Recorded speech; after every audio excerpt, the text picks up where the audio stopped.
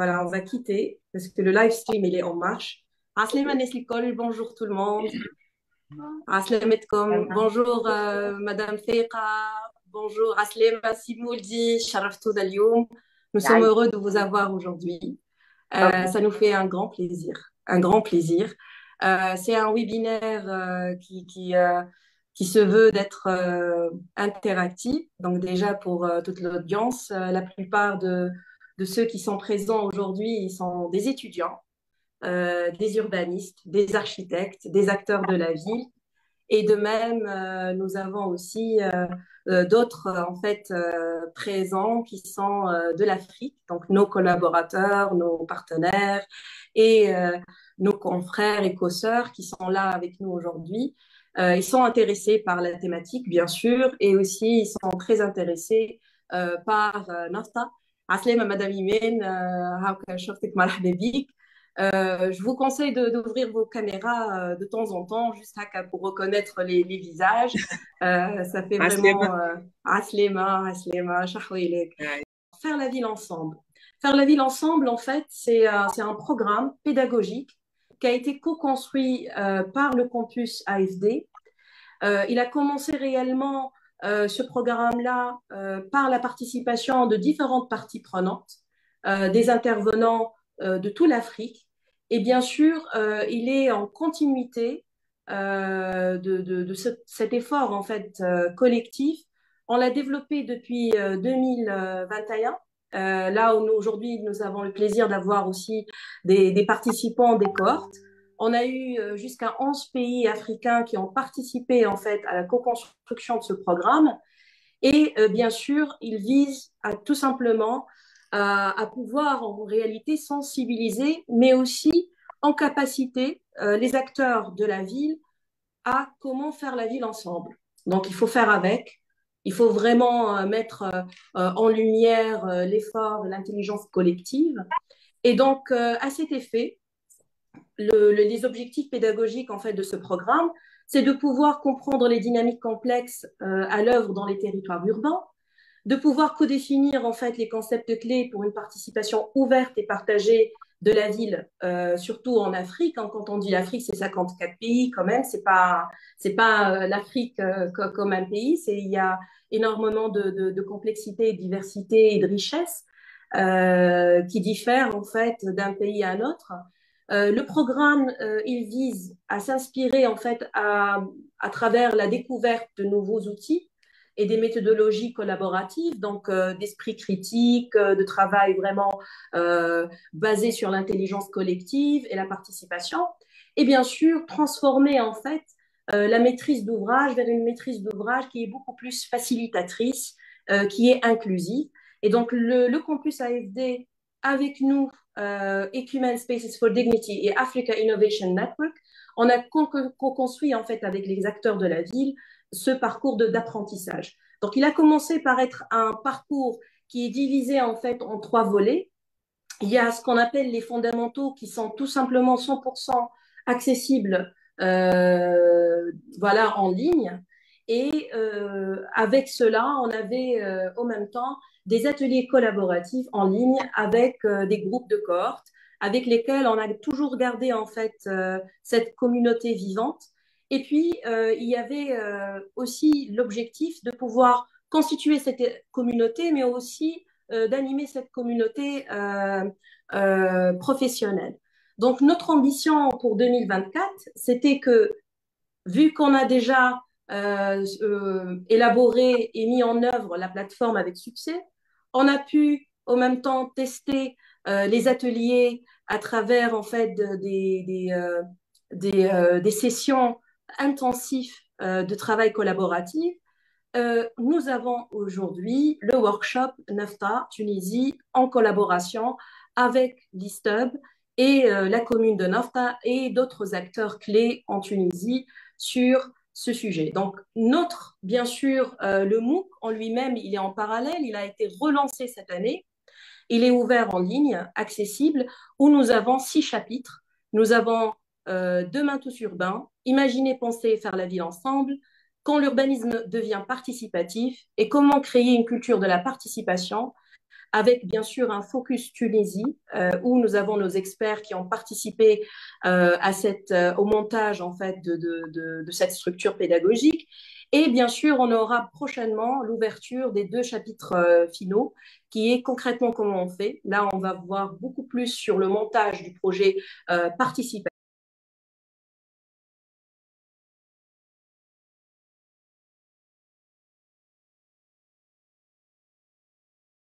Voilà. Alors, et puis, vous pouvez déjà accéder à la plateforme du MOOC Campus et vous pouvez tout simplement chercher le cours Faire la ville ensemble et pouvoir commencer déjà votre session d'apprentissage. Donc, c'est vraiment un format libre d'accès et nous avons déjà un forum sur place pour pouvoir aussi créer une communauté vivante d'échange. Donc, le workshop NAFTA, il se veut une expérience apprenante où on va expérimenter en fait des outils d'intelligence collective et de créativité. Ils seront en fait 5 jours à NAFTA au mois d'avril. Et donc en fait, c'est un mode pilote qui va permettre en quelque sorte que l'ISTUB et le campus AFD puissent aussi co-construire un format pédagogique qui est en harmonie avec déjà les formats d'apprentissage à l'ISTUB. Aujourd'hui, j'ai vraiment le grand plaisir d'avoir avec nous Madame l'architecte de renommée, Madame Faiqa Bjewi. Elle est la vice-présidente du comité scientifique des villes et villages historiques ICOMOS.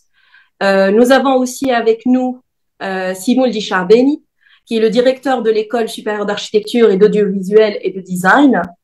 Juste avant de commencer et donner la parole à nos intervenants pour vraiment faire le kick-off de ce webinaire, nous avons Simoul Dichabeni dans une présentation intitulée Pour une nouvelle approche de formation des architectes spécialisés dans la sauvegarde du patrimoine architectural et urbain des villes Oasis de Jlid. Et par la suite, on aura l'intervention de Madame Faiqa Bjewi, participation de la communauté à la conservation du patrimoine urbain. La structure en fait de ce webinaire va se dérouler d'une manière à ce qu'on aura quand même, on va donner la parole à nos deux intervenants et par la suite on va ouvrir le débat, que ce soit entre les intervenants eux-mêmes, mais avec nous, avec tous les étudiants, avec tous les experts qui sont présents avec nous aujourd'hui. Et je serai là pour la facilitation et la modération de ce webinaire. C'est à vous, Simoudi. Merci.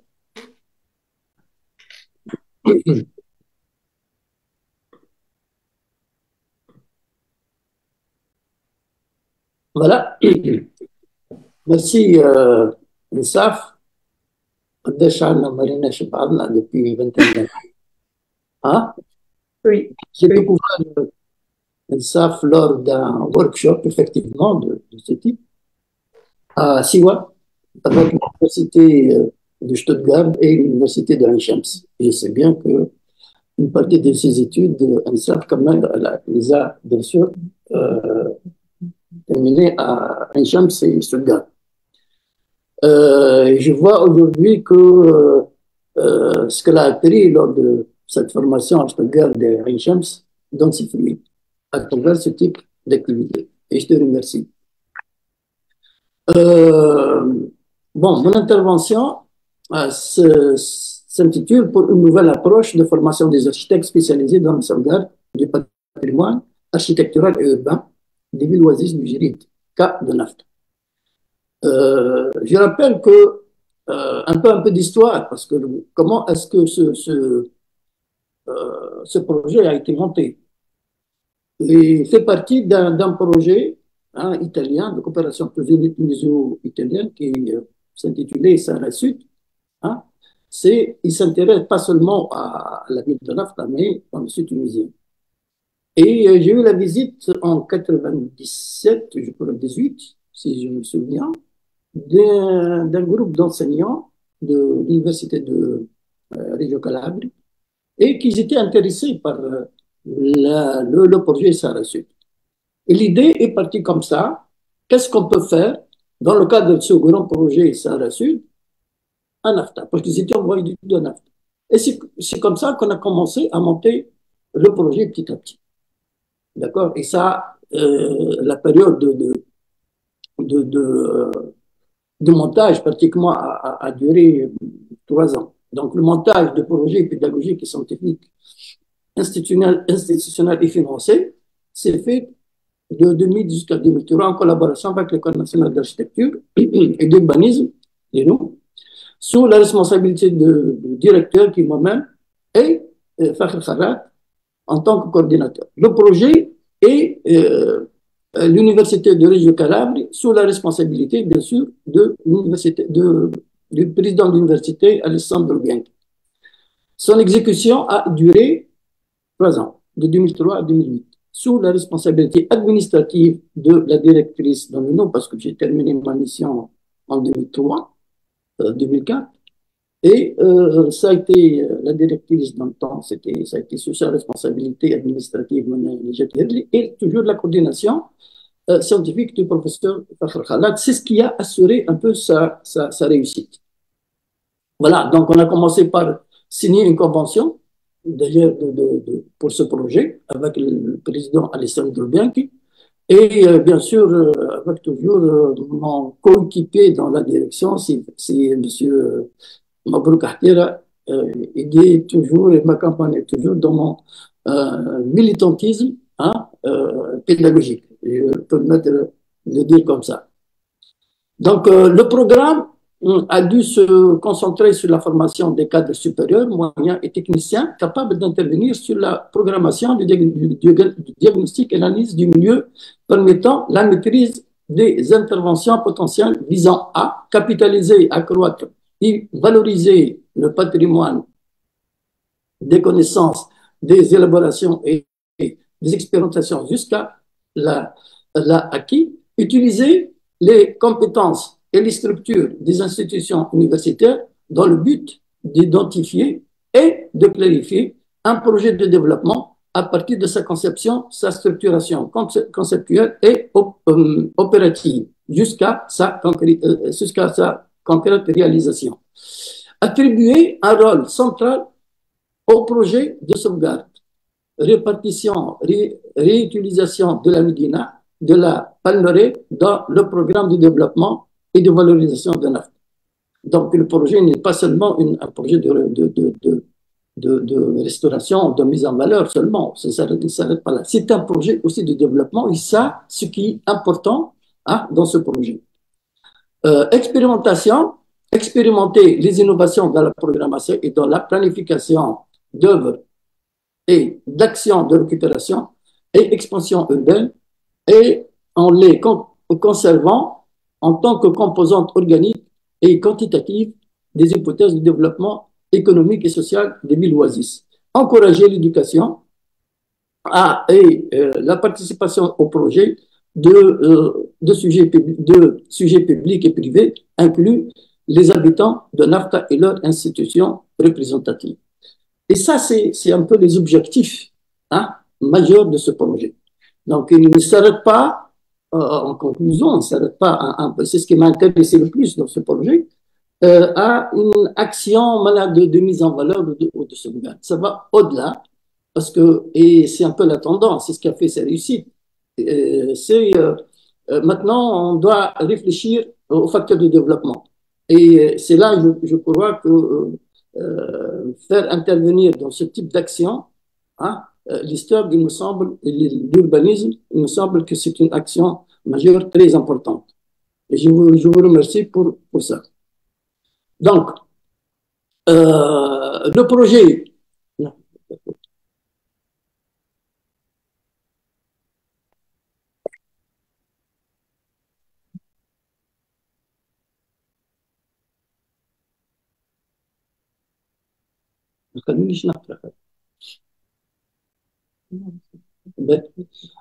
Le projet de sauvegarde et de valorisation des villes oasis en Tunisie, intervention pilote de NAFTA, vise à assurer la formation d'intervenants sur le patrimoine architectural et urbain et paysager de la ville de NAFTA, touchant 3 catégories. Il y a les architectes spécialisés dans la gestion de planification et la conservation du patrimoine architectural et urbain, principalement originaires de la région de NAFTA. Donc, le projet vise à servir les architectes de NAFTA.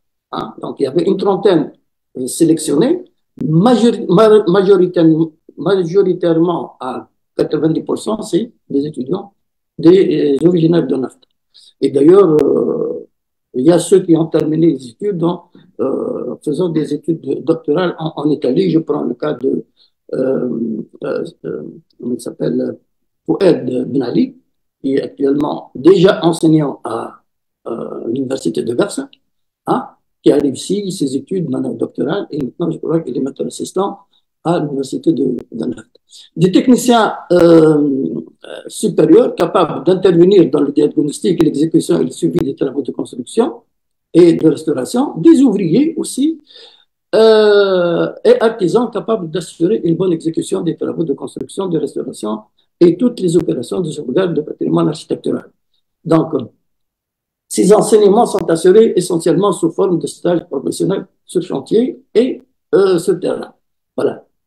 Donc, vous voyez, c'est pour la première fois où, dans une formation, on associe hein, trois catégories. Et ça, c'est l'option développement. Donc, que le projet a essayé d'intégrer dans la formation.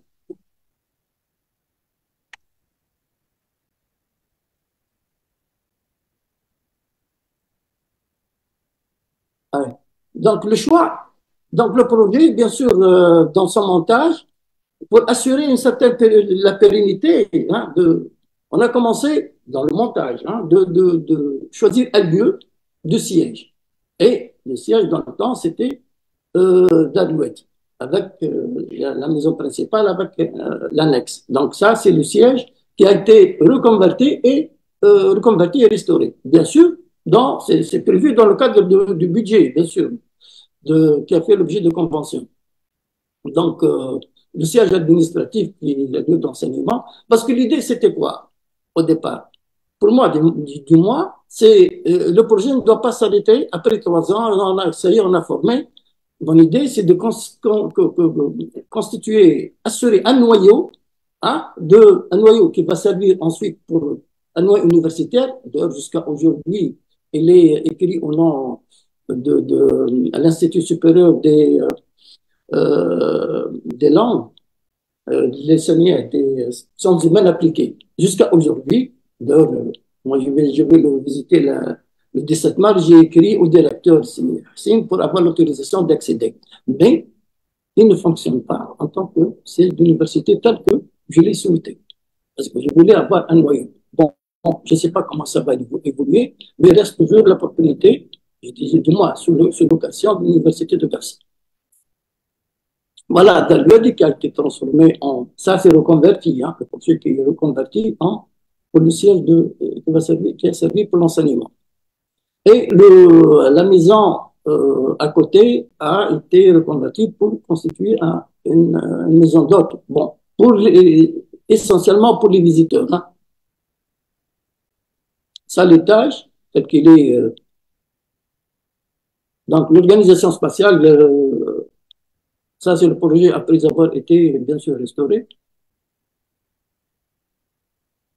Et vous voyez, bon, ça a pris, je crois, 5 ou 6 mois pour la restauration, mais il y a dans l'organisation et l'écriture spatiale, il y a une certaine note contemporaine. C'est ce que j'ai salué de l'approche de restauration de ce projet.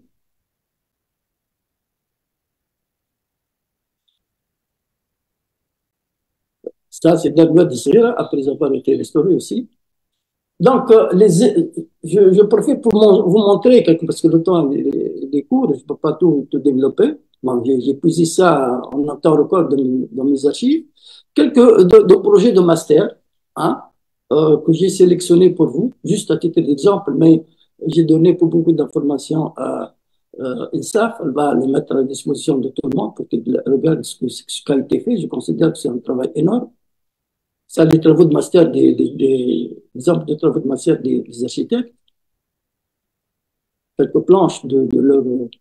Et un autre exemple, c'est des affichages qui ont été préparés comme projet de master.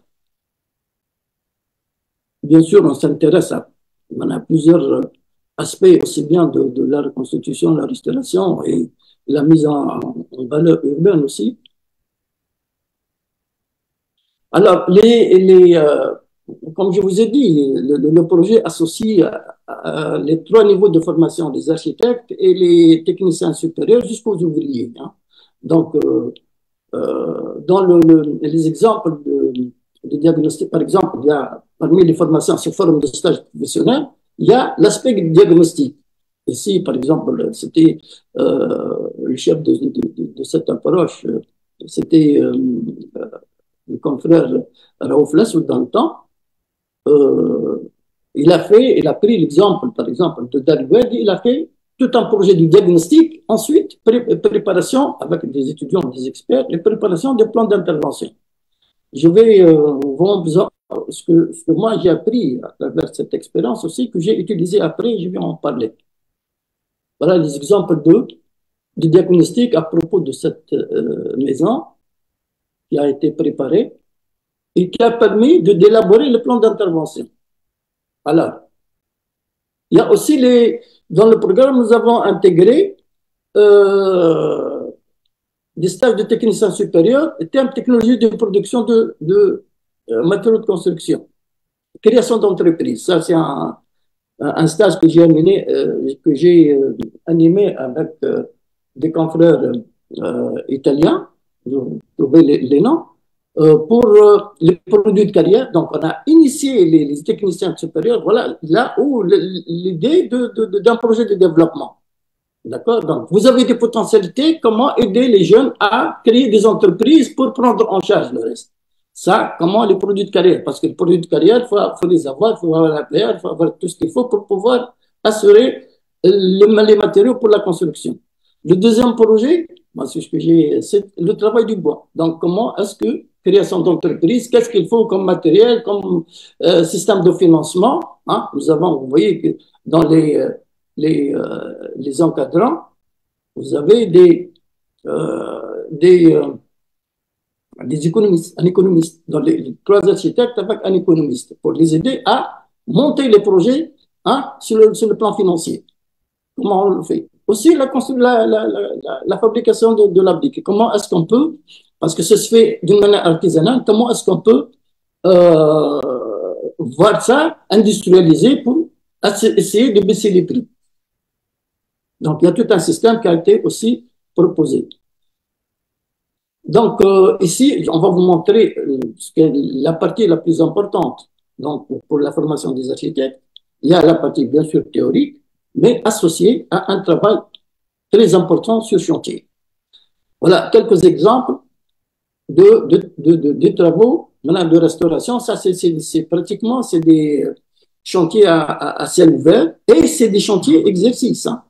Donc, qui ont été aussi bien pour restaurer, mais aussi pour que ce soit comme exercice d'application pour les architectes. Bien sûr, il y a les ouvriers qui ont participé et les techniciens supérieurs. Restauration, vous avez vu les restaurations des toitures, les murs, hein? Mais il y a un exercice d'application sur des restaurations, mais il y a d'autres exemples, ça c'est les constructions de murs, des ateliers d'initiation.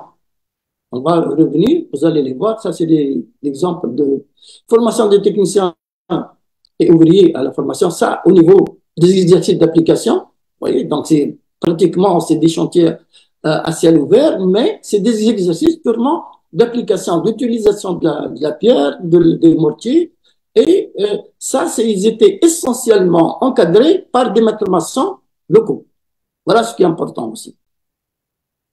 Donc ça, c'est moi ce que j'appelle l'opérationnel dans la formation.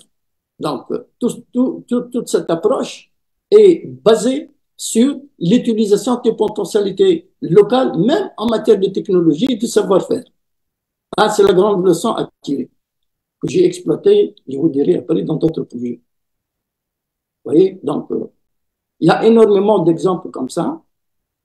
Le traitement des préparations de bois de palmier,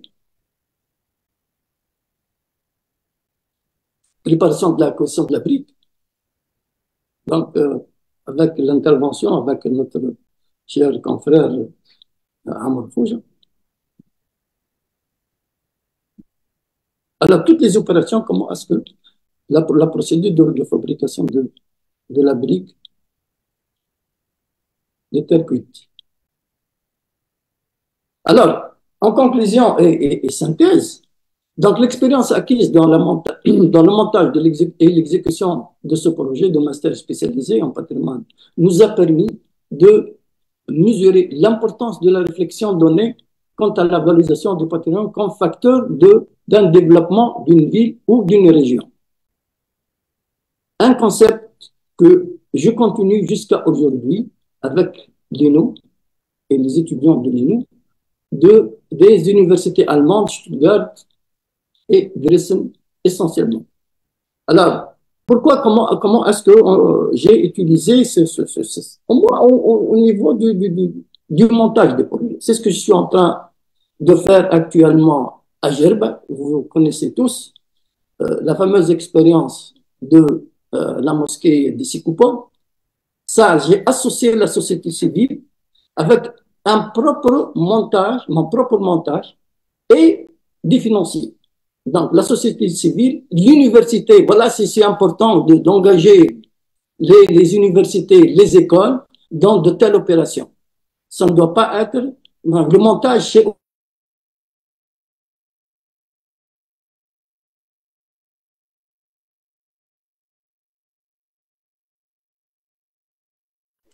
On vous a perdu, Simon dit, donc prenez votre temps, on va reprendre. Donc, je ne sais pas si c'est un problème pour tout le monde. Voilà, Simon dit, on vous a perdu quelques secondes. Ah, donc, je reprends un peu comment j'ai exploité ce savoir-faire au niveau du montage de projet de NAFTA m'a permis de monter d'autres projets. Hein, cette manière d'agir, d'associer la société civile dans l'action de mise en valeur d'une région. Et ça a très bien réussi à Yerba, et ça a très bien réussi avec l'université de Stuttgart et de Dresden, ce que nous avons fait à Duret. Et actuellement, je suis en train de monter un projet à Duret, hein, en cours de montage avec l'université de Dresden. Et vous allez entendre parler de ça bientôt, Inch'Allah. Je vous remercie. Yaïchek, merci beaucoup, Simon, pour la présentation et pour le respect aussi du temps. Et je pense qu'il y a énormément de questions qui vont surgir bientôt dans la session de débat. Moi-même, j'en ai certaines. Donc, j'ai hâte qu'on puisse commencer à creuser un peu plus et puis de pouvoir savoir un peu plus comment vous avez pu associer cela à la pédagogie en elle-même, en fait. Donc, pour rentrer un peu plus en détail sur cet aspect, je donne la parole à Madame Feiqa. Marhaba bik. Je ne sais pas, Madame Feiqa, je maniche choufik pour l'instant. Voilà. Non, je suis là. Je suis là, très bien, très bien. Là, on a quand même pas mal de participants, on a 40 participants avec nous. Et puis, il y a d'autres qui suivent en ligne. Je vous donne la parole. Voilà. Okay, merci beaucoup. Bon, est-ce que je peux partager l'écran? Oui.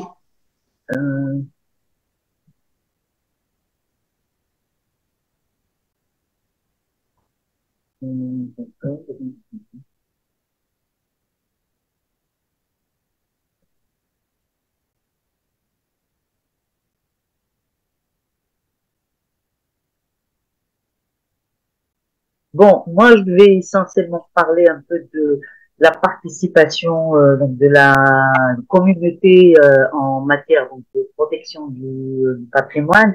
Et essentiellement, bon, je vais partir à partir de chartes et de conventions parce que d'une manière générale, en matière d'intervention en centre ancien, nous nous référons essentiellement donc à la charte de Venise, qui est une charte qui est de 1964. D'ailleurs, cette année, elle est consacrée à la célébration donc, du 60e anniversaire de cette charte, parce que cette charte, elle est très importante. C'est à partir de là qu'on a commencé à initier et à créer un cadre pour la conservation et la restauration. Il y a aussi la recommandation du l'UNESCO sur la sauvegarde de l'ensemble historique et traditionnel à Nairobi de 1976. Il y a la Charte internationale pour la sauvegarde des villes historiques, la charte qu'on on a communément appelée la Charte de Washington de 1987, et la recommandation de l'UNESCO concernant le paysage urbain historique. Et ce qui est intéressant, c'est que à partir de ces 4 textes, en fin de compte, ces textes stipulent l'implication de la communauté dans toute intervention de conservation du patrimoine bâti. Donc, je vais aller très vite, mais pour dire que, par exemple, pour la Charte de Venise, l'article 5, il stipule la conservation des monuments est toujours favorisée par l'affectation de ceux-ci à une fonction utile à la société. Une telle affectation est donc souhaitable, mais elle ne peut altérer, bien sûr, l'ordonnance, le décor ou le décor des édifices. Donc, on voit que depuis 64, on commence à dire que le plus important, bon, on sauve un patrimoine, on sauve un monument, mais aussi, il faut que la fonction soit utile à la société qui vit dans le contexte. La recommandation aussi de l'UNESCO concernant la sauvegarde des ensembles historiques ou traditionnels et leur rôle dans la vie économique de 76, c'est que dans son article 35, elle stipule que l'action de sauvegarde devrait associer la contribution de l'autorité publique à celle des propriétaires particuliers ou collectifs et des habitants et usagers, isolés ou groupés. Aussi, dans l'article 46, on dit qu'il est essentiel d'éviter que les mesures de sauvegarde entraînent une rupture du tissu social. Donc, on voit que dans tous ces textes, l'habitant, on va dire, est très important. Donc, la charte internationale, qu'on a communément appelée charte de Washington de 87, donc, dans son article 3, la participation et l'implication des habitants de toute la ville sont indispensables au succès de la sauvegarde. Aussi, l'article 15, en vue d'assurer la participation et l'implication des habitants, une information générale, commençant dès l'âge scolaire, doit être mise en œuvre. Donc là, on parle de sensibilisation et pour qu'il y ait plus d'implication. Et aussi, on dit que l'action des associations de sauvegarde doit être favorisée et des mesures financières de nature à faciliter la conservation et la restauration du bâti doivent être prises. Pour la recommandation de l'UNESCO donc concernant le paysage urbain historique de 2011, il est stipulé donc de parvenir à un consensus en optant pour une planification participative et en consultant les parties prenantes sur les valeurs à protéger en vue de leur transmission aux générations futures et déterminer les attributs qui concrétisent ces valeurs. Donc, il est recommandé, donc on recommande dans cette recommandation de 2011 aux États membres et aux autorités locales compétentes de définir, en fonction de leur contexte spécifique, les étapes essentielles de la mise en œuvre de l'approche axée sur le paysage urbain historique qui pourrait notamment consister à entreprendre des études exhaustives et une cartographie des ressources naturelles, culturelles et humaines des villes historiques, parvenir à un consensus en optant pour une planification participative et en consultant les parties prenantes sur les valeurs à protéger en vue toujours de leur transmission aux générations futures. Et là, je vais parler donc de je vais vous donner quelques exemples, donc que ce soit d'associations, que ce soit locales ou internationales. Et donc, je commencerai par l'ECOMOS, qui est le Conseil international des monuments et sites. Donc, il y a une association internationale qui regroupe donc des experts à l'échelle mondiale. Et bon, donc l'ECOMOS, il a été créé donc en 1965, donc une année après l'adoption de la charte de Venise. Donc, juste en quelques chiffres, donc il y a plus de 10 000 membres individuels, 320 membres institutionnels, 111 comités nationaux et 30 comités scientifiques internationaux. Donc, les comités nationaux, c'est que l'ECOMOS, comme aussi l'ECOMOS, on va dire que c'est le bras droit de l'UNESCO en matière de patrimoine mondial. Donc, il y a des comités nationaux dans certains pays, donc il y a 111 comités nationaux. Et ce qui est intéressant, c'est qu'il y a des comités scientifiques qui réfléchissent sur différents aspects donc du patrimoine. Donc on n'a pas le temps de citer tous ces comités scientifiques. Bon, pour les comités, bon, moi j'aimerais bien dire que dans notre région, donc dans la région, il y a quelques comités bon qui sont pas très nombreux. Bon, la mission de l'ICOMA, c'est préserver et valoriser le patrimoine. Euh, donc, moi, je vais passer donc aux exemples donc de notre pays. Dans la grande question qui se pose, c'est que est-ce qu'aujourd'hui on peut dire que les ONG pourraient-elles être un agent efficace de protection et de valorisation d'un patrimoine culturel fragilisé? Et donc je vais répondre un peu à ces questions à partir donc d'exemples de la Tunisie. Je commence par la plus des vieilles associations qui est donc en l'occurrence l'association de sauvegarde de la Médina du Tunis, qui a été créée dans un contexte bien spécifique, donc en 1959, 3 années après notre indépendance. Il y a un lancement d'une idée de faire une percée dans le tissu donc ancien traditionnel de la Médina. Donc on devrait relier la Kasbah et donc à partir de l'avenue Habib Bourguiba. Et c'est un peu dans ce contexte, donc on a lancé un appel d'offres international donc pour l'étude de cette proposition donc de percée. Et c'est un peu dans ce contexte que le maire gouverneur M. Hassan Ben Ammar à l'époque a développé donc avec la société civile, avec des intellectuels, un plaidoyer pour la création donc de l'association sauvegarde de la Médina de Tunis pour faire face donc à ce projet qui devrait donc partir de l'avenue Habib Bourguiba et aboutir jusqu'à la Kasbah et devrait être épargné que les monuments les plus importants comme Jema Aditouna, Jema Hamouda Becha et d'autres espaces d'autres palais.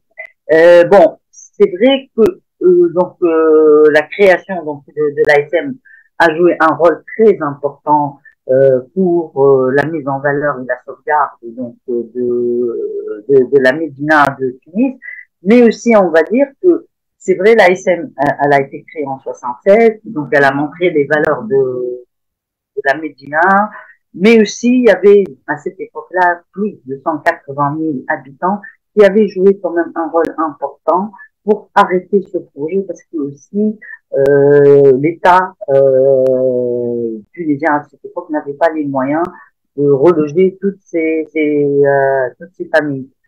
Aussi, je vais parler d'autres initiatives.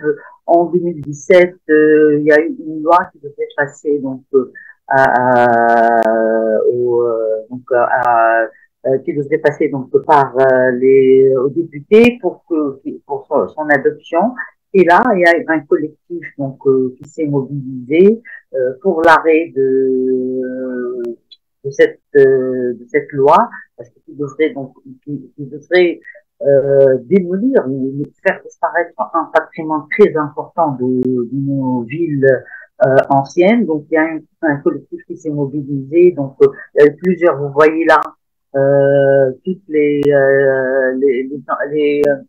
organisations qui se sont réunies donc pour arrêter cette loi. Et ce qui est intéressant, c'est qu'il y a eu un grand plaidoyer qui s'est lancé à partir donc, de l'INO. Et ce qui est intéressant quand on dit l'INO, donc l'École nationale d'architecture et d'urbanisme, c'est très significatif parce qu'on part de là où il y a les étudiants. Donc, c'est une manière de sensibiliser et les étudiants et de dire aussi que cette position, elle est très importante par rapport aux jeunes et aux moins jeunes. Voilà. Aussi, une autre initiative qui s'est passée, donc une mobilisation dans la ville de Sousse. Vous voyez ce bâtiment qui est des années 30 du siècle dernier. dernier, et il était question donc de le démolir pour construire un immeuble de 7 ou 8 étages. Donc il y a une mobilisation de la société civile, une mobilisation des habitants pour dire non à ce projet, et je vous assure que le projet de démolition a été arrêté parce que dernièrement, moi j'étais à Suisse et le bâtiment continue à exister. Donc, avant de passer à des initiatives qui ont été nées surtout à partir donc de 2011, j'aimerais bien dire aussi que le travail qui a été mené par l'association Sauvegarde de la Médina de Tunis en matière de réhabilitation de bâtiments, de restauration, de reconversion, d'une part, ce travail-là, il a été mené avec deux axes qui sont à la fois avec un but donc plutôt culturel, donc la sauvegarde de ce patrimoine qui n'est pas seulement un patrimoine à importance locale, c'est un patrimoine mondial puisque la Médina de Tunis, elle est inscrite sur la liste du patrimoine mondial donc depuis 1979, mais aussi il y a un deuxième axe qui est très important qui tient compte donc des habitants, donc on va dire un axe qui est mettre en valeur le monument, mais aussi un axe qui tient compte de l'habitant, de mettre en valeur l'homme avec un grand H qui vit dans la Médina. Et aussi, donc, en parallèle donc, de ces projets donc, qui sont la mise en valeur, on va dire, physique de la Médina, il y a eu l'idée en 1980 de la création d'une association qui est l'association du Festival de la Médina, et c'était une manière d'inviter les gens de venir tout le long du mois de Ramadan pour assister à des soirées donc, culturelles dans la Médina. Donc le festival de la Médina, il a démarré en 1984 et les soirées donc ramadanesques se passaient dans le patio de Dakhla, c'est le siège de l'association Sauvegarde de la Médina de Tunis.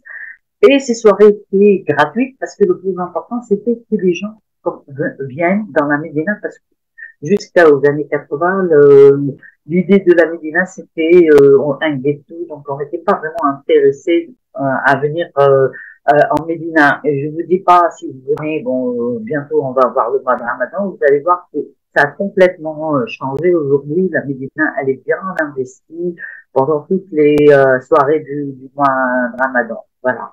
Donc, et en parallèle, donc à partir de 2011, il y a eu beaucoup d'initiatives qui ont été prises par des jeunes. Il y a des jeunes qui habitent dans la Médina ou des jeunes qui étaient intéressés par la Médina, tels que là, l'association collectif créatif qui a été donc lancée en 2016. Il y a eu aussi une bonne initiative de la part de jeunes qui était la création d'un journal, Jéride El Medina, qui est donc en arabe, en dialecte tunisien, en anglais, en français, et c'est un peu qui a été créé pour et par la communauté de la Médina de Tunis. Donc, c'est avoir des informations, échanger par rapport à la vie contemporaine de la Médina. Une autre initiative qui est aussi l'Ouarcha, donc l'espace public dans la Médina. Une autre initiative aussi qui est le projet Interférence, donc Light and Art Festival. Donc c'est un festival de la lumière qui met en valeur donc que ce soit les façades des bâtiments, des édifices de la Médina, mais aussi ce qui se passe aussi à l'intérieur. Donc, c'est un projet donc communautaire et participatif, et qui est pris un projet donc artistique, communautaire et participatif, qui est pris en charge par des jeunes, dont un grand nombre habite la Médina. Il y a une autre initiative d'Oras Touma, c'est essayer d'un peu de mobiliser, de sensibiliser, de former un groupe de ce qu'on appelle guides d'habitants, qui eux, ils vont présenter donc leur médina, leur ville, et c'est à eux donc de la valoriser à leur manière. Une initiative qui m'est très chère au cœur, et je suis sûre que à part donc il y a d'autres qui sont présents, qui ont participé à cette belle initiative qui est le Fonds Mahir, et c'était une initiative qui regroupait donc des étudiants, mais aussi qui son importance, c'est que l'importance de cette expérience, c'est qu'il y a une participation de jeunes qui habitent la Médina. Et les débats qu'il y a eu le long de cette initiative étaient très importants parce que, par exemple, on devrait réfléchir pour l'aménagement donc d'une place dans la Médina. Il y en a qui disaient non, cette place elle est dangereuse le soir. Et puis, il y a eu un jeune du quartier qui disait non, le quartier n'est pas si dangereux que ça, il faut qu'on réfléchisse. Donc, pour l'aménagement, donc les propositions d'aménagement de cette place, il y a c'est qu'il faut que en fin de compte, la communauté, les habitants participent et dire que c'est le potentiel de ces places qui est émis par les habitants et les jeunes du quartier.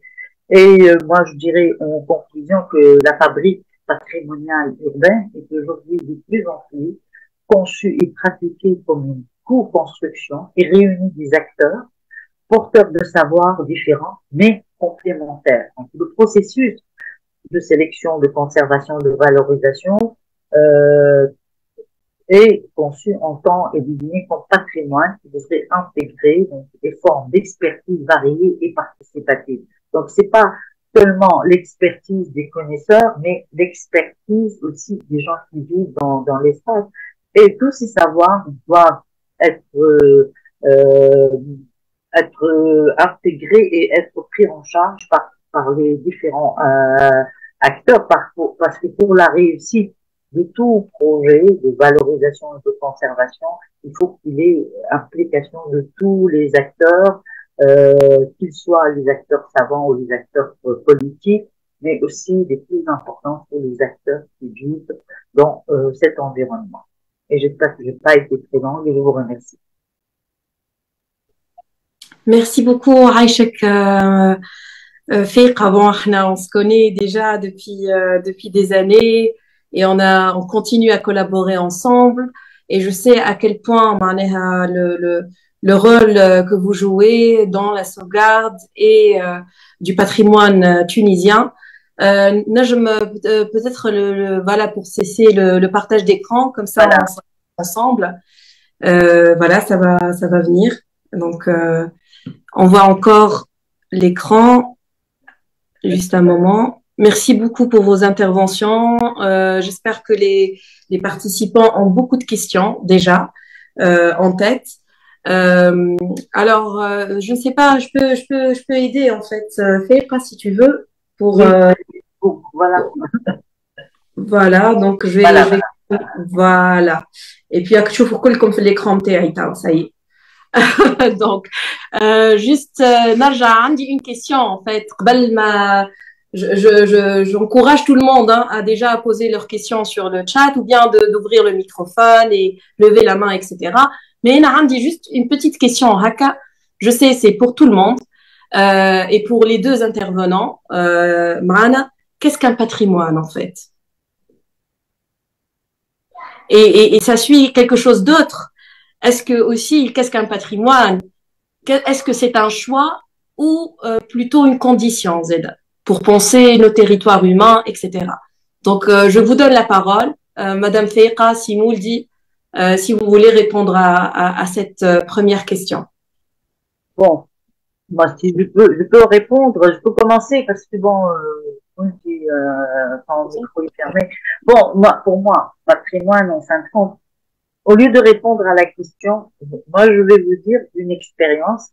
Quand il y a eu création de l'ASN, donc de 67 jusqu'à 70, il y a eu un grand travail de diagnostic et de connaissance de la Médina. Et puis après, on s'est dit, bon, qu'est-ce qu'on va faire? Bon, à part commencer à faire des stratégies, mais le plus important, c'est que les gens qui vivent, est-ce qu'on va leur parler de stratégie? Donc, il y a eu l'idée d'organiser une exposition et qui a été faite donc dans le club Tahar Hadid, donc les anciens makhzen et étables du palais de Dar es Salaam qui était le siège de l'ASN. Donc, il y a eu une exposition donc, de tous ces travaux et l'intitulé c'était Hal Makhzen Hamdina. Donc, et c'était pour dire aux gens, voilà la Médina dans laquelle vous vivez, et voilà les richesses qu'il y a. Et c'est avec la population qu'il fallait définir c'est quoi ce patrimoine. Avant de dire, parce que bon, il y a beaucoup de définitions qui sont savantes, on va dire. Mais peut-être qu'il vaut mieux que l'explication de ce que c'est un patrimoine, qu'elle vienne du ressenti et du vécu. Parce qu'en fin de compte, c'est ce qu'on partage. Donc aujourd'hui, on voit des jeunes qui disent, ah moi, ma Médina, c'est du patrimoine. Donc je dois le sauvegarder, je dois l'exposer. Donc pour moi, c'est ça. C'est ce qui est vécu par les habitants, ce qui est vécu par la communauté. C'est ça qui participe à la définition du patrimoine. C'est pas les définitions vraiment savantes. Bien sûr, on a besoin de savoir pour savoir mettre en valeur ce patrimoine. On a besoin de ça, certainement. Je sais pas. Est-ce que c'est une bonne réponse ou pas? C'est toujours une réponse et une réponse à pouvoir réfléchir dessus et à partager et à débattre. Je donne la parole par les jeunes. Par les jeunes. Oui. C'est pour ça que j'ai posé la question, mais qu'est-ce qu'un patrimoine finalement? Voilà. Parce que je pense que c'est une question essentielle à pouvoir aborder, surtout aujourd'hui, et avec la présence des jeunes, des étudiants et tous nos experts tunisiens. Simoul dit, qu'est-ce qu'un patrimoine? Tout ce qui a une valeur dans notre mémoire. Voilà, je peux le résumer en ça. Et aussi bien matériel qu'immatériel. C'est pas seulement la construction qui est importante, mais c'est le mode de vie, tout ce qui est la pratique. Tout ça, ça fait partie d'une culture, d'un patrimoine qu'il faudrait œuvrer pour sauvegarder. Et d'ailleurs, ce que les responsables de l'ANSEM, de la Médina de Tunis, c'est extraordinaire. Parce qu'ils ont compris, à travers les activités on a de mise en valeur, rien qu'au mois de Ramadan, donne une vie, une autre vie. D'ailleurs, à partir de ce moment-là, quand la Médina, au mois de Ramadan, hein, c'est pratiquement tout le monde y va. Depuis une vingtaine d'années, et la vie se transforme. Et je ne parle pas des autres activités. On essaie de mettre en valeur ce qui est matériel. Et ce n'est pas seulement la Médina de Tunis. Hein, ce qui se passe à Nafta, ce qui se passe à Gerbe, ce qui se passe dans le sud tunisien, il n'y a pas que la conception. Le paysage aussi. Le paysage, c'est une valeur inestimable. Donc, il y a un patrimoine paysager aussi. On n'en parle pas beaucoup. D'accord? Merci beaucoup, Aïchek Simouldi, Madame Fekha. On a deux questions. La première, c'est pour Madame Fekha, par Olfa, Aslema Olfa. Donc, quelles sont les limites à l'action de la société civile pour préserver et valoriser le patrimoine? Et quelles recommandations pour dépasser ces difficultés? Ça, c'est la première question. D'accord. Bon, de toute manière, la société civile aussi, moi je vais parler de l'ASM. Parce qu'en fin de compte, l'ASM, c'est à la fois la société civile, c'est une association. Mais c'est une association qui est assez particulière. C'est une association dont le président est toujours le maire de Tunis, mais aussi la particularité vient du fait que c'est une association qui a été, depuis sa création, elle a été dotée d'un bureau d'études, qui est donc où il y a des experts de différentes disciplines. Donc là, c'est vrai, c'est un grand débat. Et on dit, est-ce que ce bureau d'études, donc qui est actuellement pratiquement en voie de disparition, on va dire, c'est pas notre propos aujourd'hui, mais est-ce qu'il faut séparer ce bureau d'études de l'association, ou est-ce qu'il faut trouver une solution, comment on pourrait collaborer, parce que aussi la société civile, elle a plutôt un rôle de sensibilisation. Il y a les conservateurs, les professionnels qui doivent faire ce travail, mais peut-être que ce travail-là, il ne devrait pas venir de l'amont par une expertise. Au contraire, il devrait émaner, comme on avait dit depuis tout à l'heure, par une approche participative. Donc, mais aussi, il faut savoir comment impliquer les différents acteurs. Et moi, je pense que la règle, c'est apprendre à travailler ensemble. Parce que prendre une décision pour restaurer un monument, c'est important. Bon, peut-être là, c'est une décision qui est politique. Peut-être aussi, c'est une décision après qui devient de savoir-faire et technique. Mais qu'est-ce qu'on doit faire de ce monument une fois restauré? Ça, c'est l'affaire des habitants. Donc, il faut être autour de la même table et pour prendre une décision. Voilà, c'est la réponse que je donnerai. Simouldi. Oui. Est-ce que vous avez voilà, un avis, une réponse à cette question posée avant de passer à la suivante? Moi, la sauvegarde doit être impérativement être associée d'un projet. Et quand je suis venu à l'exemple de NAFTA, dans mon projet, au départ, le montage, c'est d'assurer la qualité à travers, quand on a proposé de reconvertir, pour en faire un noyau qui va ensuite trouver écho et avoir un développement similaire, en intégrant déjà un noyau universitaire. C'est ça l'idée. Et malheureusement, ça n'a pas abouti. Jusqu'à aujourd'hui, ça n'a pas abouti. Bon, la loi des restes, jusqu'à aujourd'hui, elle fait partie du patrimoine de l'université de Gafsa. Mais malheureusement, c'est encore fermé. Voilà ce qui est inquiétant. Vous voyez? Donc, il faudrait œuvrer pour, quand on intervient, comment est-ce qu'on peut assurer quand même la pérennité et la continuité de ce travail. L'objectif, en faisant ce voyage d'études le 17 mars, pour faire une petite évaluation, hein, oui. Et le projet évolue. Même, j'ai vu, il y a pas mal de maisons qui ont été restaurées, pas mal. Il y a une dizaine après, ou une quinzaine après le projet. Je vais faire une petite évaluation. D'accord? Et surtout, ceux que nous avons formés. Est-ce qu'ils sont restés sur place ou bien ils ont quitté Ça, c'est une petite enquête que je vais mener. Merci, Simouldi. Juste en parlant de projet, nous avons ici une question qui concerne vraiment l'échelle, en quelque sorte, de réflexion et l'échelle de réalisation ou d'exécution ou de mise en œuvre. C'est comment votre projet a pris en charge la dimension urbaine. Sinon, comment nous pouvons réhabiliter le patrimoine urbain à NAFTA à partir de votre expérience? Ça, il y a deux questions en une, mais je vous laisse la parole et puis je pense que c'est quand même assez, ça demande un autre webinaire pour ça. Oui. Je suis en train de travailler actuellement ce que j'appelle, moi, le montage des projets.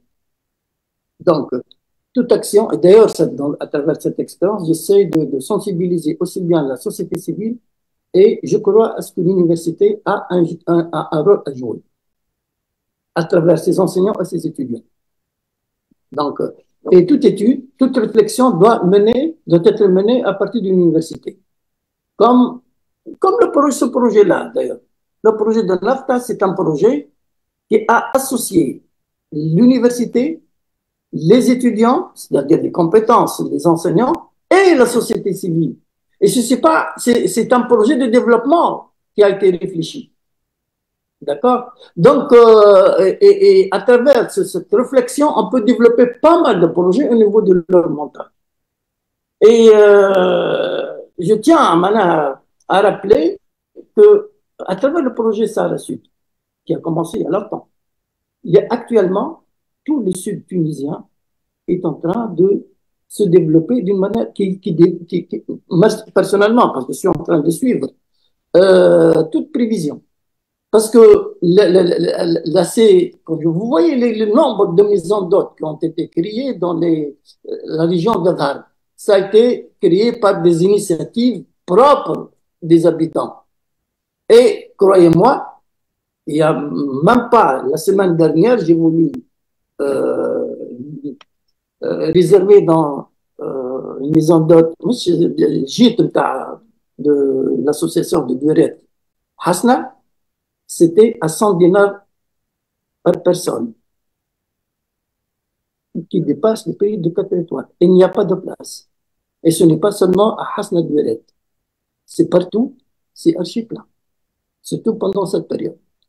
Et ça, je suis très content. Hôtel Hasna, c'est bien. Voilà, c'est une bonne nouvelle. C'est tout le développement du Sud qui est en train de, à travers ces décisions comme ça.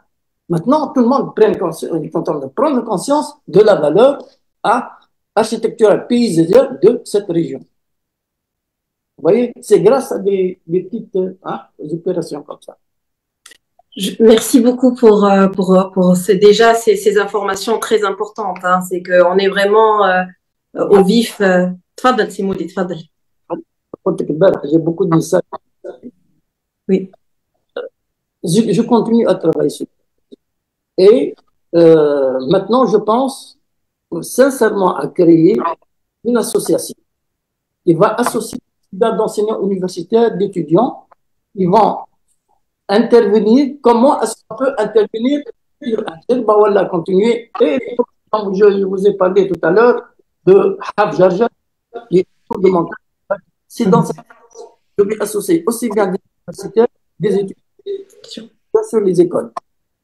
C'est toujours la réflexion doit émaner de l'université. De l'université. Vraiment. Et c'est ce que vous êtes en train de faire, il y a un ça. Oui. Exactement, exactement, si vous le dites. Aïché. Donc, juste pour finaliser, on est 11 minutes il y a deux questions que je voulais un peu mettre les deux mains. La première, c'est par rapport au patrimoine intangible. Comment on pourrait, nous, en tant qu'acteurs, disons, de la ville, de l'espace, des agents, en fait, voilà, de l'espace, nous pouvons intégrer déjà cela. Et moi, je vais rejoindre ça plutôt aussi dans la formation même des futurs agents spatiaux. Voilà le mot que je suis agent spécial spatiaux. Et puis, il y a une question ici. Pourquoi la Tunisie ne dispose-t-elle pas d'un plan de sauvegarde et de mise en valeur du patrimoine urbain malgré son importance pour la préservation de ses biens culturels? Aidée par Madame Cyrine Kabar. Voilà. Bah, la question, moi aussi, je la pose parce que depuis 94, on a eu le code de patrimoine qui stipule de créer des périmètres, des secteurs sauvegardés et donc de faire des plans de gestion, des plans de sauvegarde. Mais bon, parfois on dit que c'est une faute de moyens. Moi, ma réponse, il n'y a pas de volonté politique, il n'y a pas de portage politique pour le faire. Parce que financièrement, on pourrait toujours trouver des solutions. Mais bon, aussi, on est en train de trouver des moyens pour assurer une meilleure gestion. Par exemple, pour la Médina de Tunis et d'autres aussi Médina sont en train de le faire, c'est de faire une réglementation spécifique qui permettrait de sauvegarder. Mais c'est vrai, là, c'est une grande question de partage politique. Moi, je répondrais quand on a train de plan de sauvegarde. Par contre, pour la première question, comment sauvegarder le patrimoine matériel ou intangible, notamment en matière de patrimoine urbain et architectural, c'est aussi de pérenniser le savoir-faire, d'essayer d'apprendre de ceux qui ont cette connaissance et que dans nos interventions de réhabilitation, de restauration, on devrait utiliser nos savoir-faire, les matériaux traditionnels, et c'est la meilleure manière de sauvegarder ces savoir-faire. Parce que, bon, heureusement, il n'y a pas eu vraiment une grande rupture, ou on va dire une cassure, parce que bon, on continue quand même, je parle du bâti, on continue à avoir un savoir-faire pour mettre en valeur, que ce soit le marchandise, pour essayer de reprendre les menuiseries d'une manière traditionnelle, pour aussi le travail de terre forgée. Donc, il y a quand même, mais, et aussi, j'aimerais juste dire un petit mot là-dessus, c'est que pour les médecins de la Médina, qui ont perdu leur fonction d'hébergement pour les étudiants, donc au milieu des années 80, il y a eu reconversion de ces médecins en centre de formation dans les métiers de l'artisanat. Donc il y a cette volonté de sauvegarder en fait, ces savoir-faire traditionnels. Merci beaucoup, Aïcha. تفضل سي مولي. والله أنا كما قلت لك la dimension politique. Vous savez que à certains moments, nous avons une formation spécialisée dans la formation des architectes et et j'étais autant j'étais à la direction, Ashraf Bahri Dine de Sage, et ça il y avait un stage spécialisé en co-tutelle, ministère de l'enseignement supérieur, ministère de la culture. Et ça a duré 3 ans. Et c'est un temps où j'étais obligé maintenant de faire la demande d'habilitation, renouvellement et ça a été bloqué par le directeur général dans le temps de l'INP. Malgré le fait que j'ai rappelé le ministère de l'enseignement supérieur et le ministère de la culture, et ça a été bloqué quand même.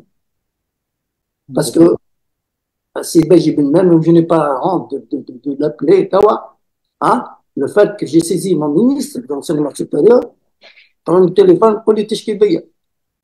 Je lutte pour conserver cette formation. J'ai lutté pour conserver cette formation. Et j'ai sauté sur l'occasion quand il s'agissait du projet de NAFTA. Allez, je parle de NAFTA comme étant une opportunité aussi qui a été saisie pour nous. Et ça aurait pu être maintenant, on aurait pu conserver cette formation, malgré, je sais que Fakhr a fait beaucoup de tentatives maintenant, en formation, malheureusement, pas encore. Et je considère que maintenant, c'est une urgence, maintenant, de sauvegarder cette formation et la rétablir. Toujours en co-tutelle, avec beaucoup travaillé, très bien travaillé. J'aimerais bien ajouter quelque chose. Cette formation, elle était à l'échelle maghrébine. Ça, c'était important. Oui, justement. Il y avait des Algériens et des Marocains. Donc, c'était une formation très importante qui était faite, malheureusement. Avec l'école de Chaillot. Avec l'école de Chaillot. Avec l'école de Chaillot. Malheureusement. On n'a pas voulu nous accorder. On revient toujours à la question du portage politique. Voilà. C'est pour cela avec un